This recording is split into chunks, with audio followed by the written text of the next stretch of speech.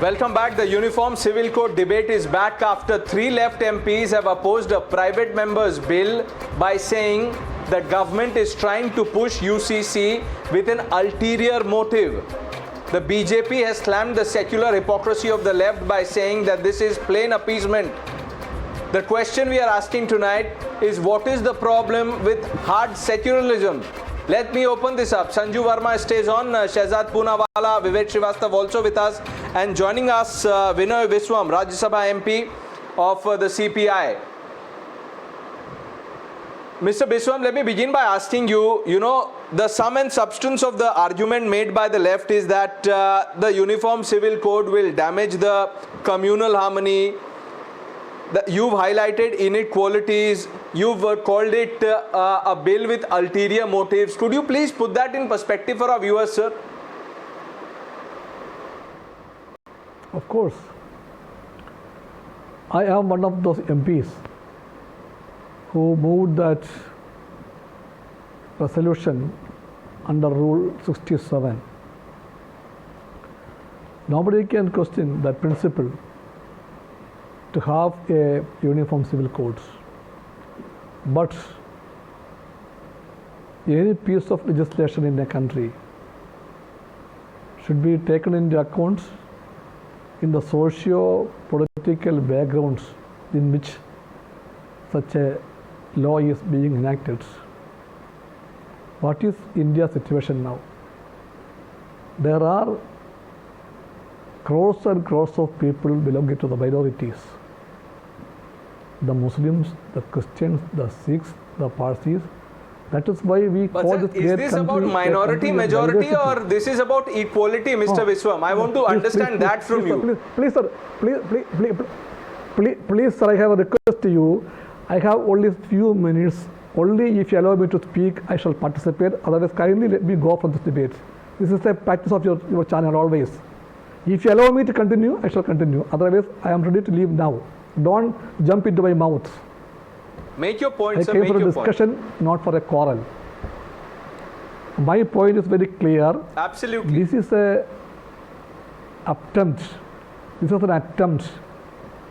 to isolate and frighten the Indian minorities.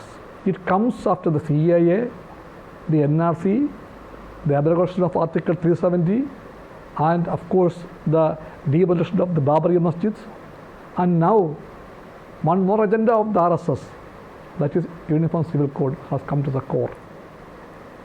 Okay. Let the country be prepared Mr. for Biswam, that. now, sir, I have heard you patiently. Now hear me, sir. I want to quote. No. Mr. Biswam, please, sir, allow me 1 minute. You've made some important points that you believe are right. I am reading what Justice Pratibha Singh of the Delhi High Court said on 9th July 2021. Hope expressed in Constitution for Uniform Civil Code ought not to remain a mere hope. Need for uniform principles in marriage, divorce, succession. Then 28th March 2021, S.A. Bobde, he had said, Goa has what Constitution framers envisaged for India. UCC governs all irrespective of religious affiliations, and I can go on and on to quote you what these people have said. So, do you still believe that this is some tool to go after the minorities? Vivek Srivastava? Yes, I'll tell you. First of all, the judge that you have quoted, it's very good if she wants that, but let me tell you the truth. The truth is that the Hindu community is not together on 32 points. Forget about the minorities. The minorities are being targeted by Narendra Modi ji. That is why he is trying to get this bill after love jihad and all kind of nonsensical bills that he has got. Now the fact is that Hindus are not together on 32 points. In South India, a mama can marry his bhanji. Can you do it in North India? You cannot. The divorce laws are also very different in the Hindu community. Inheritance laws in Hindus is also disputable. There are 2 and 3 models according to our Shastras, according to which inheritance can take place. So Hindus themselves are not together. Where is the draft of the bill? So this government has not done the research. I have spoken extensively on this topic for the last 3 years. That's also precisely my point. Let discussion take place. Why are you jumping the gun? Wait for the draft. Let discussion happen in parliament. Because Why the link it to government is ulterior just trying motives? to- Appeasement the is government superior is- and the equality government is no. Equality is the government has ulterior. an ulterior motive. What kind of argument is this, Sanju Verma? Respond to that. Sir, the government has an ulterior motive. Pradesh, I will Government respond now wants if I am not bills interrupted. to harass the I will minorities. respond if I am not interrupted. Yes. Calm down, Vivek Srivastava. Let's get a response from the BJP. Yeah. Pradesh, first and foremost, Every I bill is take anti-minority first- of this government. I will Without not a respond discussion if with you the don't opposition. allow this man That to is the keep big quiet. problem. I think this is unfair, Pradesh. don't Mr. You are Vivek not Srivastava, reining sir, in. you've made a point. Hear the response, please. Please. I will walk out of the debate if this man doesn't stop. And you are not able to control him. Calm down, ma'am. Make your point. Yes, I don't need to calm down. I'm pretty calm and collected. I just need to make one very important point. First and foremost, Vivek Srivastava's language against the ruling dispensation and against the Modi government is pathetic to say the least. But given the kind of man he is, I don't expect anything better from him. Point number 2. Justice Pratibha Singh, as you rightly said, Pradesh, earlier in July this year, just a couple of weeks back, said that the Indian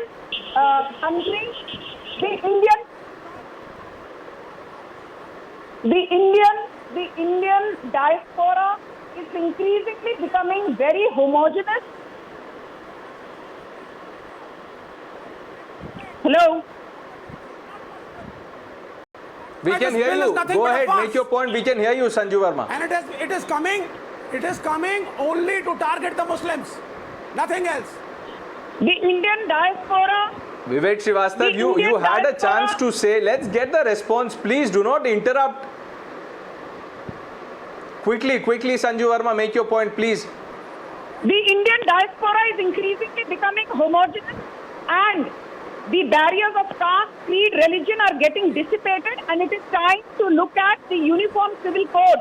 In fact, while the Uniform Civil Code only finds a mention under the directive principles of state policy, which are not legally enforceable, Article 37 of the Constitution says that directive principles are fundamental to governance and the state should ensure that these are made into laws. So anyone who says that because Uniform Civil Code comes only under Article 44, which is not legally enforceable, so let us not take Article 44 seriously, has completely missed the plot. And I also want to say one more thing. Just saying that Uniform Civil Code will destroy the plurality is a very, very juvenile argument, because by having a Uniform Civil Code, you are taking out the religion equation from family laws. So if anything, the secular fabric will only get strengthened. All right. Okay, Shehzad, you've heard all sides. You've heard arguments by Binoy Viswam or Vivek Srivastava. Where do you come in? Because Mr. Viswam is a parliamentarian, I want to address some questions raised by him. He said that UCC is in fact a RSS agenda. I want to ask him, was Mr. Nehru, Mr. Ambedkar, Mr. Vallabhbhai Patel from the RSS when they included it into the directive principles of state policy? Also, Goa has Uniform Civil Code. If the situation is so bad, should we consider revoking UCC from Goa? It's the only state to have it, and Congress had applied it in Goa, by the way. Also, by the way, everyone is talking for Indian Muslims. I am an Indian Muslim. I don't mind the Uniform Civil Code simply because it is about women's rights. It is about egalitarian rights, something that the left always champions. But I want to ask a question, that agar mahol itna bigad jayega, do you know that in criminal code, Pranesh, there's already uniformity? Is there a separate law for Pranesh and is there a separate law for Shehzad Poonawalla if you go and commit a murder or a crime? No, there's uniform criminal code. So uniform civil code लाने से क्यों इस देश में minorities target? So I did not interrupt you. So I did not interrupt you. I waited for my turn. Please don't do this to me. Sir, I am a minority. At least let me speak on this panel. मैं minority हूँ जिनके लिए आप बोल रहे हैं Let him make his point. Mr. Srivastava, please. Complete my point, sir. He heard you patiently. Let him make his point. Please, let him finish. Now, Pranesh, let me just ask the dear Mr. Binoy Viswam. This is the same man who came on Times Now and spoke to Madhav Gopalakrishnan and said that Kawad Yatra mein COVID protocols are not followed. They are followed in masjid and in churches. This is the communal mindset of this man, that the Kerala government allowed relaxation in Eid, but did not, even though there were 15,000, 17,000 cases, but they wanted Kawad Yatra clamped down. This is their anti-Hindu agenda that they pursue, and they come here and they say that somebody is pursuing anti-Muslim agenda. And Mr. Binoy Viswam, I would like to ask you, why did your government, if it is so secular, why did it have double policy for Eid and for other festivals of Hindus? Why did you not have the same policy of COVID restrictions for all? This shows that you only want to indulge in minority. For heaven's sake, spare the Muslims. Okay.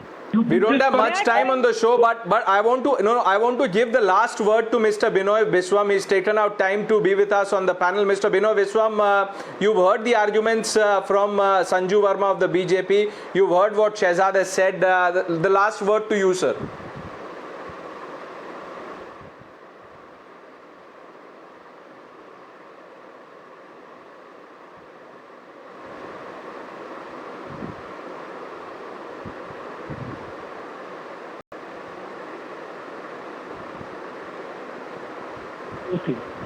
Please allow Mr. me Viswam, if you not can to hear indulge me. in that discussion now. No, let me complete, please.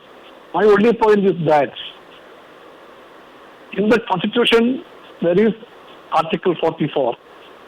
The same Constitution we have Article 25. Article 25, and the Article 25 is talking about the fundamental rights of the citizen, and that rights are ensuring that a citizen of India has the right to profess, to propagate, and to practice his religion. The Hindus got it and the Muslims got it. In a society, always the government has a duty to make the social fabric together. Unfortunately, the BJP government is trying to divide them among themselves. It is not good for the country. When the country is facing a lot of problems like unemployment, like typhoid, like our internal security, and spying on the people. You haven't answered the fundamental question, sir. How will equality hurt people, or how will it hurt the minorities by your argument? We've run out of time. I thank all of you for joining us on debate number 2 on the special edition of the News Hour. The News Hour Special Edition will be right back after this break.